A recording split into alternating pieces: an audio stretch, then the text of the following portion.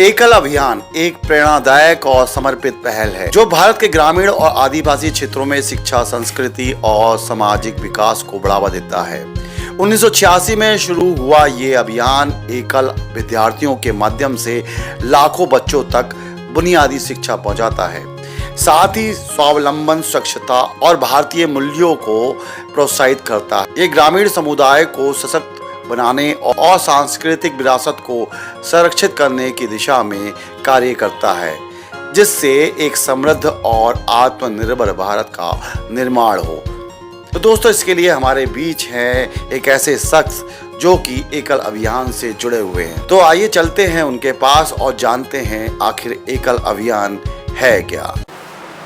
दोस्तों नमस्कार, एक बार फिर स्वागत है आपका वाइब्रेंट वॉइस पर। और जैसा कि मैं पॉडकास्ट करता रहता हूं, तो आज के हमारे मेहमान हैं आशुतोष वाजपेयी, जो कि एकल अभियान के मेरठ क्षेत्र से संगठन मंत्री हैं। तो बहुत बहुत स्वागत है सर आपका हमारे पॉडकास्ट में। तो सर, अपने अभियान के बारे में बताओ, क्या एकल अभियान है क्या आखिर? अभी हम एकल अभियान करीब आज हमारे अभियान को 30 वर्ष पूरे हो रहे हैं। और इससे पहले एकल अभियान बनवासी कल्याण आश्रम से प्रारंभ होकर विश्व हिंदू परिषद का भी कुछ समय तक आयाम रहा। अभी राष्ट्रीय स्वयंसेवक संघ का स्वतंत्र संगठन है। इसके माननीय आलोक जी हमारे संपर्क अधिकारी हैं। एकल अभियान का मेन काम है कि गांव में कैसे लोगों को जागरूक करना, गांव के लोगों में सामाजिक समरसता लाना, गांव के लोगों में प्रेम और नगर के लोगों को आपस में जोड़ना, साथ ही बच्चों को संस्कार शिक्षा देना और बच्चों के साथ उनकी पुरानी संस्कृति को बताना, अपने जो अभी तक महापुरुष रहे, देश के लिए उन्होंने क्या किया, ऐसी बातों को बताना और खेल कूद के माध्यम से बच्चों का संपूर्ण विकास करना, उनकी रुचि जगाना। क्या होता है कि अभियान का एक मेन उद्देश्य था, देखा गया कि बच्चे स्कूल जाते हैं, स्कूल में पढ़ के आते हैं, उनको मानसिक टेंशन होती है। तो अभियान ने ये चीज़ें देखी, तो हम खेल कूद के माध्यम से बच्चों को कैसे उनका विकास करें, इस विषय को लेकर काम करता है। साथ साथ ही आज की डेट में लव जिहाद है, धर्म परिवर्तन बहुत तेज़ी से हो रहा है, ईसाइयों का प्रकोप बढ़ता जा रहा है। उन सब चीज़ों को भी गांव में कैसे रोका जाए, उसकी जानकारी गांव वालों तक कैसे पहुंचे। लव जिहाद के साथ साथ अभी लैंड जिहाद काफ़ी समय से बढ़ रहा है। उत्तराखंड, झारखंड और अपने उत्तर प्रदेश में भी बहुत जगह देखने को मिला। जो हरिजन समाज है अपना, उनको वो ज़्यादातर टारगेट करके वो करते हैं। तो उस पर भी बहुत सारा रोक लगी और उस पर भी हम लोगों ने काफ़ी समय तक काम किया। और मेन काम है कि गांव को सशक्त बनाना। हम बात करते हैं जब आपका 1986 में झारखंड में इस संस्था की नींव रखी गई, तो उस समय मेन उद्देश्य क्या था? क्योंकि परिस्थितियां उस समय अलग थी, आज की परिस्थितियों की बात करें तो वो बहुत अलग है। 1986 में जब आप जिस उद्देश्य से एकल अभियान को चालू किया गया था, उस समय क्या उद्देश्य था उस समय? देखिए, उस समय जितने भी आपने अभी बताया कि हम लोग का उद्देश्य ये तमाम आपने चीज़ें गिनी, लेकिन उस समय जब 1986 में एकल अभियान चालू हुआ था, उस समय क्या उद्देश्य था? उस समय तो सिर्फ 2 चीज़ों को लेके अभियान प्रारंभ हुआ था। बात है, एक गांव में एक बड़ी बैठक चल रही थी, माननीय भावराव जी उस बैठक को ले रहे थे। तो गांव के लोग इकट्ठे थे, गांव क्योंकि काम तो अभियान का ही था। तो ऐसे ही बड़ी सभा चल रही थी, तो उसमें भावराव देवव्रत जी ने पूछा कि हम आपकी क्या सहायता कर सकते हैं।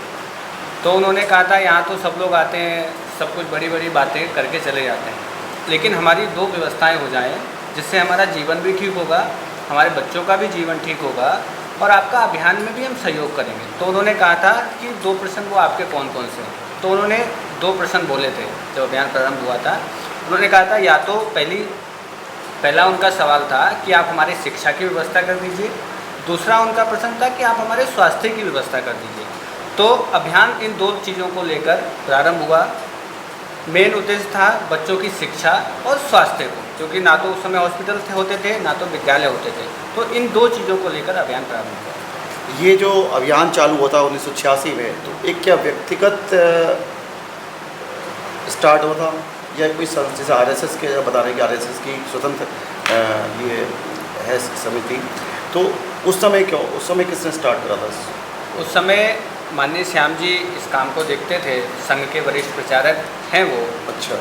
उनके द्वारा ये काम प्रारंभ हुआ। उसके साथ साथ कलकत्ता के बहुत सारे उद्योगपति थे और अपने मदन जी भाई साहब और बाबूराव देवव्रत जी, ऐसे बहुत सारे लोगों ने मिलकर उसको प्रारंभ किया। ये शुरू में एक संघ का ही आयाम था, वनवासी कल्याण आश्रम, उसके निमित्त इन विद्यालयों को प्रारंभ किया गया था। उसका उस समय विद्यालय का नाम होता था, हमारा एक एकल विद्यालय उस समय हम नहीं बोलते थे, पहले हम बोलते थे ग्राम शिक्षा मंदिर। अच्छा।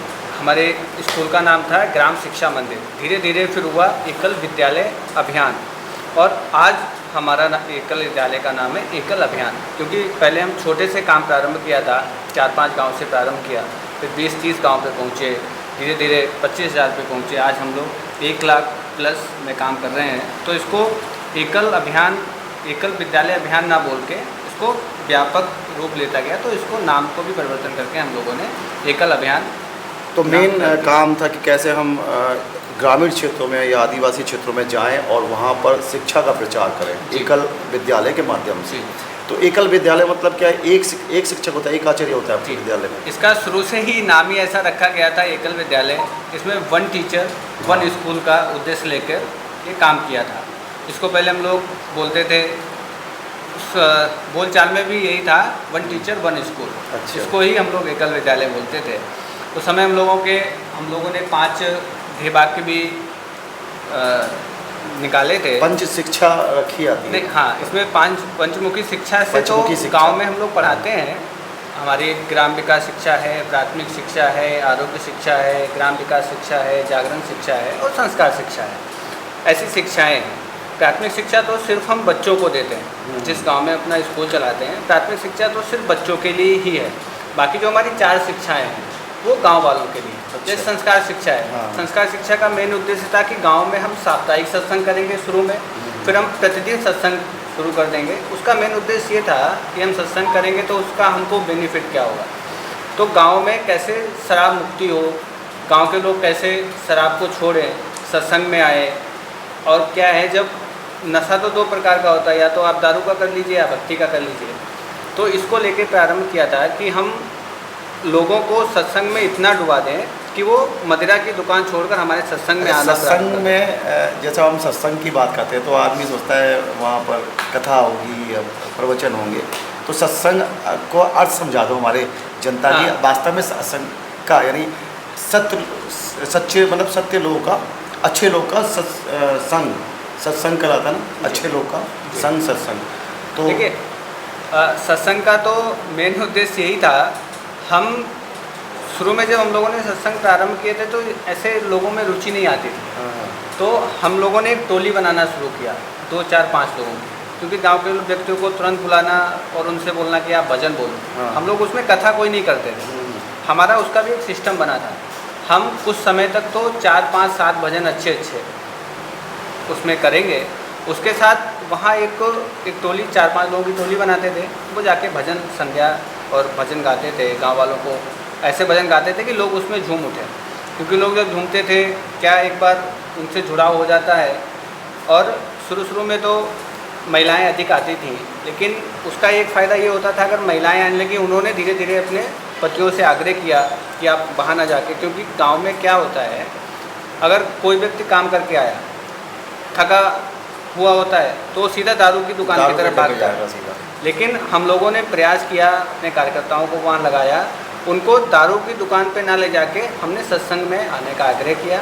और उसमें एक हमारा कार्यकर्ता, जब सत्संग हम कर लेते हैं उसके बाद 15 या 20 मिनट तक हम कोई ना कोई एक विषय लेकर, या तो हम इसका व्यसन मुक्ति का ही ले लें, या हम कोई महापुरुष का ले लें, या किसी की कहानी ले लें। तो ऐसे एक हमारा जो कार्यकर्ता रहता था, वो 15-20 मिनट की अपनी बात रखकर फिर उसको हम पूर्णमदा करके प्रसाद बांटकर, ऐसे हम लोग इस सत्संग को, इससे क्या थी, हमको 2 फायदे होते थे।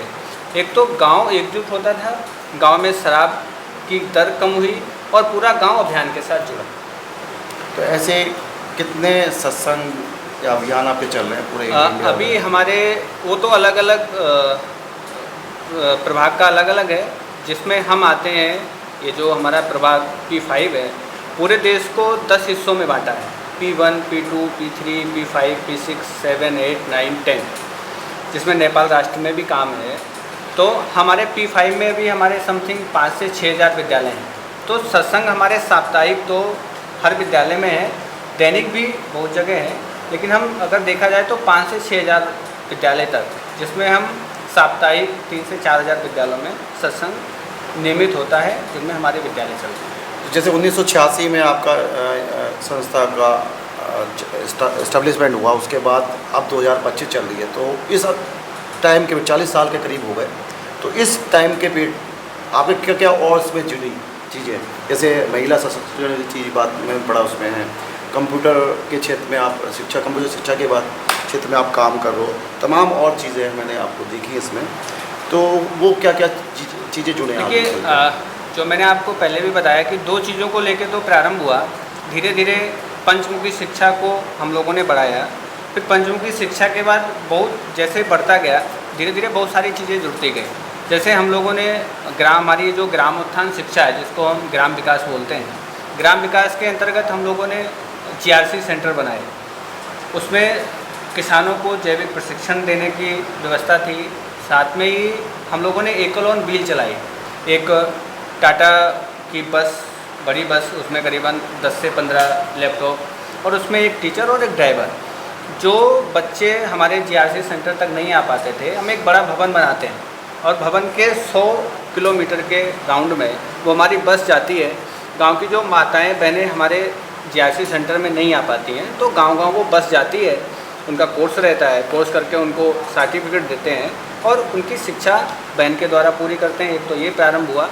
साथ साथ में हमारे गांव में विकास कैसे बढ़े, उसके लिए हम लोगों ने सिलाई सेंटर खोले, वो भी ग्राम उत्थान के अंतर्गत ही खोले गए। उसमें हमने एक सेंटर बनाया, उसके साथ साथ में हमने सैटेलाइट सेंटर भी बनाए। गांव में किसी बहन को 2 या 3 मशीन देकर हमारे सेंटर से उन्होंने सीखा। हमने उनसे ऐसा कोई चार्ज नहीं किया।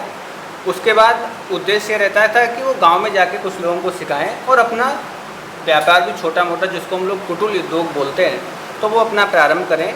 तो हमारे यहाँ से सीख के जाके वो गांव में प्रारंभ करें और जब शुरू में वो सीख के जाते हैं तो संगठन की तरफ से उनको एक मशीन भी देते हैं कि आप जाइए, आप इससे अपना काम शुरू करिए और अपने घर को पालिए।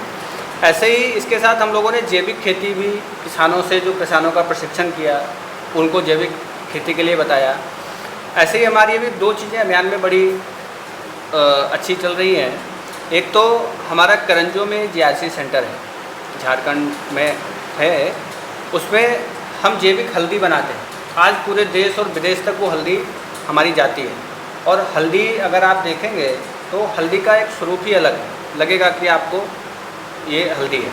ऐसे ही इसके साथ साथ में महिला सशक्तिकरण, फिर युवाओं का संगठन बढ़ता गया। फिर अभी बीच में जैसे अभियान बढ़ता गया, अभियान की छवि बढ़ती गई, तो हम लोगों ने अभी पिछले 3 वर्ष में खेलकूद भी प्रारंभ किया कि जो गांव के बच्चे हैं, आज के गांव के बच्चों में क्या है कि एक तो रुचि भी कम होती जा रही है, साथ साथ में कमज़ोर भी होते जा रहे हैं, क्योंकि उनको वैसा खाने को नहीं मिलता है। अब घर में 9-10 बजे तक सोते रहे, तो गांव में शक्ति केंद्र कैसे खड़ा हो, हमारी नई पीढ़ी कैसे तैयार हो, नई पीढ़ी हमारी कैसे आगे बढ़े और अपने शरीर से मजबूत हो, उसके लिए हम लोगों ने खेलकूद भी प्रारंभ किए। साथ साथ में इसी के साथ हमारे यहाँ एक संस्कार शिक्षा है, उसके अंतर्गत भी हम 2-3 प्रकार के कार्य करते हैं। एक है हमारा, जिसको हम बोलते हैं श्री हरि रथ मंदिर योजना।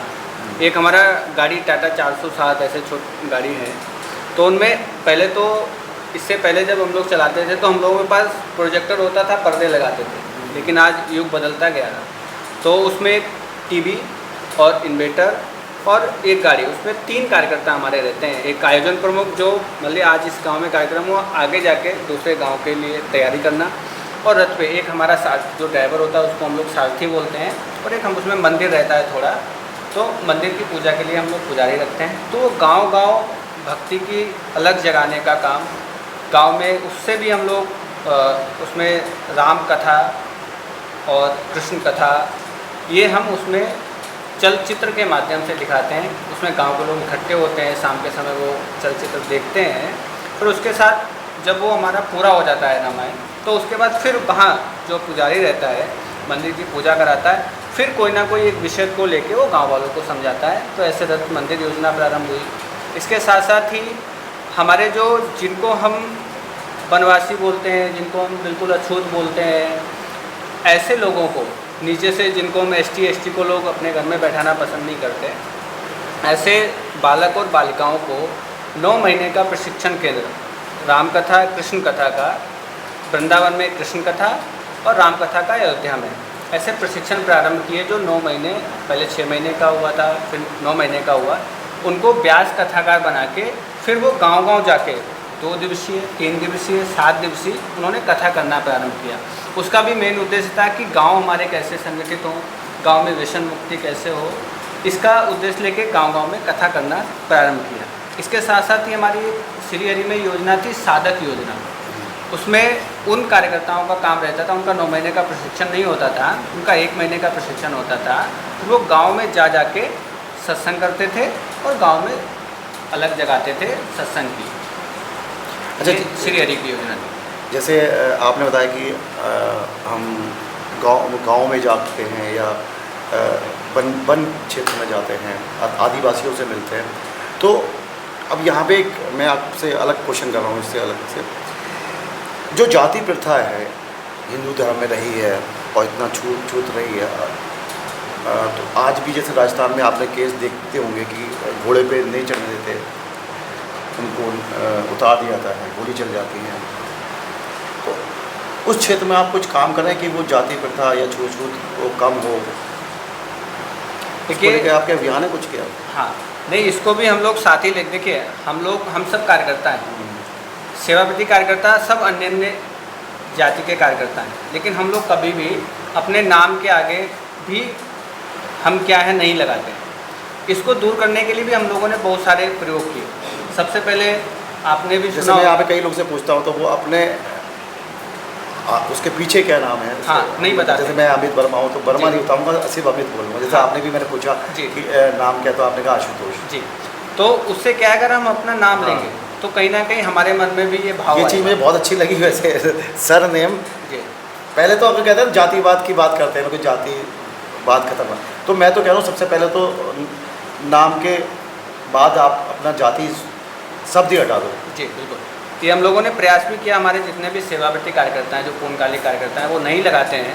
हाँ, कुछ मिलने वाले हैं जो जानते हैं वो बोल देते हैं, फिर भी हम उनसे आग्रह करते हैं कि आप हमारा सिर्फ नाम ही लीजिए। इसके लिए दूर करने के लिए हम लोगों ने बहुत सारे, अभी हमारे जो आचार्य होते हैं वो भी हर समाज के लोग होते हैं, तो हमारे सब सेवावर्ती कार्यकर्ता, हमारा जो सिस्टम है गाँव में जाके रात में रुकना, उनके घर भोजन करना, हम किसी भी कास्ट के हों, किसी भी कास्ट के यहाँ रुकेंगे तो हम भोजन करेंगे। एक तो ये प्रारंभ किया। दूसरा, हम लोग 1 महीने में अपना मासिक अभ्यास वर्ग होता है जिसमें आचार्यों को बुलाते हैं। आपने भी सुना होगा, संघ में एक सहभोज कार्यक्रम होता है। सहभोज कार्यक्रम का एक उद्देश्य यही था कि जातिपात कैसे खत्म हो। उसमें हम लोग क्या करते हैं, मान लीजिए हमारे 30 आचार्य हैं, एक संच को हम ऊपर से प्रारंभ करें, केंद्र, प्रभाग, संभाग, भाग, अंचल के बाद संच। एक संच को हम 30 गाँव को जोड़कर एक संच बनाते हैं। तो एक संच की जब बैठक होती है, जो हम लोग मासिक बैठक उसको बोलते हैं, उसमें पिछले महीने हमने क्या किया और आगे 1 महीने हम क्या करेंगे उसके बारे में वहाँ समीक्षा होती है और आगे का कार्य दिया जाता है। तो हम लोगों ने इस जातिपात को कैसे दूर करें, हम कैसे हमें समरसता है, उसके लिए हम सबके यहाँ से भोजन मंगाते हैं कि आप अपने यहाँ जो आपके यहाँ बना हो, रोटी आप अपने भर का ही लाइए, सिर्फ 1 लोगों का आप अपने लिए लाइए और साथ में 1 व्यक्ति के लिए और लेके आइए, ऐसे 2 व्यक्तियों का भोजन लेके आइए। आप एक सब्जी लेके आइए और रोटी लेके आइए, जैसी आपकी श्रद्धा है। तो जब वो 300 लोग एक जगह इकट्ठे हो जाते हैं तो हम बड़ा बर्तन रखते हैं। 300 लोगों के यहाँ से जो सब्जी आती है, चाहे दाल हो, चाहे सब्जी हो, चाहे सूखी सब्जी हो, चाहे रसीली सब्जी हो, सारी एक बर्तन में डाल देते हैं। कोई रोटी लेके आता है, कोई पराठा लेके आता है, जैसे जिसके घर में बना होता है, सब एक में मिला देते हैं और फिर सबको सामूहिक भोजन कराते हैं। इससे इस चीज़ में बहुत, फिर उसमें जातिवाद खत्म, क्योंकि उसमें सब प्रकार के व्यक्ति होते हैं और फिर सब लोग मिलकर अच्छे से भोजन करते हैं। इसका एक अच्छा संदेश जाता है। चूँकि आप संगठन मंत्री है तो एक हायरार्की सिस्टम होता है, किस संस्था में एक हायरार्की सिस्टम होता है, तो आपका क्या सिस्टम है, ऊपर से लेकर नीचे का स्ट्रक्चर क्या है आपका? देखिए, सबसे पहले हमारा अभियान का ट्रस्ट बोर्ड है, फिर अभियान के ट्रस्ट बोर्ड के बाद हमारी एक केंद्र आ गया, उसके बाद हम एक CEC बोलते हैं, सेंट्रल एग्जीक्यूटिव कमेटी, जो संपूर्ण निर्णय करती है। उसके बाद फिर CEC बोलते हैं हम, सेंट्रल योजना कोर। फिर उसके बाद हम आ जाते हैं प्रभाग में, प्रभाग अभियान समिति। फिर उसके बाद संभाग अभियान समिति, फिर भाग अभियान समिति, फिर अंचल अभियान समिति, फिर हमारी संच, फिर उसके बाद विद्यालय ग्राम से हम विद्यालय को प्रारंभ करते हुए ऊपर तक जाते हैं। तो आप अगर हम अंचल लेवल अगर आप समझें तो अंचल मतलब जिला स्तर जी, और भाग मतलब हमारा मंडल। जैसे आप जिस पद पर हैं, पश्चिम उत्तर प्रदेश भी आ रहा है, ब्रज भी आ रहा है, जी। इसमें आपका उत्तराखंड का कुछ हिस्सा है। मैं आपको लिस्ट भी दिखा दूंगा इस वीडियो में, ये जस्ट आप देख सकते हैं। तो इसमें उत्तराखंड का भी बहुत एरिया आ रहा है। हाँ, उत्तराखंड पूरा है। हाँ, तो इसको पूरा क्या बोलेंगे इस एरिया में? इसको हम बोलते हैं अपना प्रभाग। आप प्रभाग के संगठन मंत्री जी। अब एक प्रभाग में हमारे 3 संभाग आते हैं। हाँ। एक तो ये ब्रजमंडल आता है, पश्चिम उत्तर प्रदेश आता है और उत्तराखंड। इन 3 संभागों को मिला के ये प्रभाग बना है। टोटल कितने एकल विद्यालय के अंदर? टोटल अभी हमारे अगर ब्रजमंडल में देखें तो 3480 है, और उत्तराखंड में हमारे 2880 है, और अपना जो पश्चिम उत्तर प्रदेश है उसमें 2310 स्कूल है। कितने बच्चे होंगे? हर विद्यालय में एवरेजन 25 से 30 बच्चे रहते हैं। तो इतना बड़ी संस्था चलती है, तो फंडिंग कैसे होती है आपकी? कहाँ से पैसा आता है, कैसे आता है? देखिए, ये हमारे कुछ लोग रखे भी जाते होंगे आपको, जैसे आपकी सैलरी भी आप दे रहे हैं, तो ये फंडिंग कहाँ से होती है? उनको हम सैलरी नहीं बोलते हैं। हाँ। उनको मानधन बोलते हैं। मानधन जी। और उसमें कोई सेवावर्ती कार्यकर्ता इसकी फंडिंग नहीं करता। अभी क्या है, हमारे पूरे देश में कुछ हमारी संस्थाएं बनी हैं अलग अलग। जैसे ये जो एरिया, ये भारत लोक शिक्षा परिषद के अंतर्गत आता है। बड़े बड़े शहरों में, नगरों में हमारी संस्थाएं बनी हैं। हमारी प्रमुख संस्थाएं जैसे एक है एकल विद्यालय फाउंडेशन ऑफ इंडिया, बनबंधु परिषद, और भारत लोक शिक्षा परिषद, और एकल श्रीहरि, ऐसी संस्थाएं हैं। तो नगरों में वो अपने बड़े बड़े सेमिनार करके, बड़ी बड़ी कथाएं करके जो फंड रेज होता है, वो लोग ही बड़े बड़े उद्योगपति हैं। कुछ CSR का भी फंड आता है, तो वो फंड रेजिंग का काम करके स्कूल चलाते हैं। इसमें हम सरकार से कोई सहयोग नहीं लेते, सरकार से कोई फंड नहीं लेते। लोकल स्तर पे ही जो हमारे शहर के बड़े बड़े उद्योगपति हैं, बड़े बड़े जो इंडस्ट्रीज़ के लोग हैं, वो ही अपना कुछ CSR का फंड देते हैं। और जो लोग हमारे साथ जुड़े हैं, वही लोग एक चैप्टर बनाए जिसको हम लोग चैप्टर्स बोलते हैं, फिर वही सारे फंड रेजिंग का काम करते हैं। यहाँ से हम उनको जो हमारे विद्यालय चलते हैं, उनकी एक अटेंडेंस शीट जाती है, उसके माध्यम से वो उनको अकाउंट में ही पेमेंट करते हैं। हमारे यहाँ सारा सिस्टम ऑनलाइन है, तो चाहे वो सेवावर्ती का हो, चाहे वो हमारे आचार्य का हो। अगर हम स्वास्थ्य की बात करें, अगर हम शिक्षा की बात करें, तो ये तो काम तो गवर्नमेंट का होता है ना। जैसे प्राथमिक विद्यालय चल रहे हैं, तो क्या कोई कमी रह जाती है कि सरकारी चीज़ों में कि शिक्षा पर थोड़ी कमी है, या स्वास्थ्य में कोई कमी है? तो कुछ कमी रहती है जिसकी पूर्ति आप लोग करते हैं, ऐसा कुछ है? देखिए, हम लोग तो सामान्य स्तर पे काम करते हैं। हमारा स्वास्थ्य का मतलब ये पढ़ाने नहीं है। पढ़ाने काम तो गवर्नमेंट का है ना, शिक्षा तो गवर्नमेंट का है ना, प्राथमिकता चल ही रहे हैं उनके। तो आपकी भूमिका किस तरह एडजस्ट होती है उसमें? देखिए, हमारा काम है कि जब अगर एक तरह से हम समझे कि बच्चा जब होता है, वो एक कोरे कागज़ की तरह होता है, तो हम उसको कोई ऐसी शिक्षा नहीं देते हैं। हम उसको शुरू से ही संस्कार शिक्षा देते हैं, जो स्कूलों में आज नहीं दी जाती है। दूसरा, आरोग्य की जो आपने बात की, हम इतने बड़ा उनको चिकित्सा का नहीं बताते। हाँ, हम उनको ये बताते हैं कि रोग आने से पहले उपचार आदमी कैसे करें। अपने शरीर की साफ़ सफाई रखें, अपने आसपास के गांव की साफ़ सफाई रखें, पानी ना फैलने दे, कचरा ना फैलने दे, मच्छर ना पैदा होने दे। अगर मच्छर पैदा ही नहीं होंगे तो डेंगू मलेरिया कहाँ से होगी? तो रोग आने से पहले उपचार करना, ऐसी साधारण चीज़ें, छोटे छोटे उपचार जो हमारे स्वयं, क्योंकि पहले तो हॉस्पिटल हुआ नहीं करते थे, पहले तो इतनी बड़ी व्यवस्थाएं नहीं हुआ करती थी, तो सब लोग अपने घर के किचन से ही बहुत सारी चीज़ें ठीक कर लेते थे। क्योंकि अगर हम इंग्लिश दवा भी खाते हैं तो एक चीज़ को खाने से हमारी 2-3 चीज़ें और ख़राब होती हैं। तो कैसे जिन चीज़ों को हम अपने घर में ही ठीक कर लें, अपने किचन से ही ठीक कर लें, ऐसी जानकारी हम हमारे साथ। आपका उद्देश्य मतलब है कि घर जब बन रहा है, प्लॉट है, तो उसकी नींव तैयार करना, बिल्कुल, ताकि वो जब आपका बच्चा वो संस्कार को सीख कर जब प्राथमिक विद्यालय में जाए, सरकारी प्राथमिक विद्यालय या प्राइवेट स्कूल में जाए, तो हिंदू धर्म के वो संस्कार जो हमारे हैं उनको लेके जाए, बिल्कुल, ना कि अन्य चीज़ों को लेके जाए, ताकि नींव आपकी मजबूत हो। तो ये इस क्षेत्र में आप काम कर रहे हैं। तो लंबा पॉडकास्ट हो रहा है, लेकिन और विषय पे हम बात करते रहेंगे आपसे। तो आपने हमें समय दिया, इसके लिए बहुत बहुत धन्यवाद। और बहुत चीज़ बात है बात करने के लिए, लेकिन टाइम ज़्यादा नहीं है। तो आपके लिए बहुत बहुत धन्यवाद।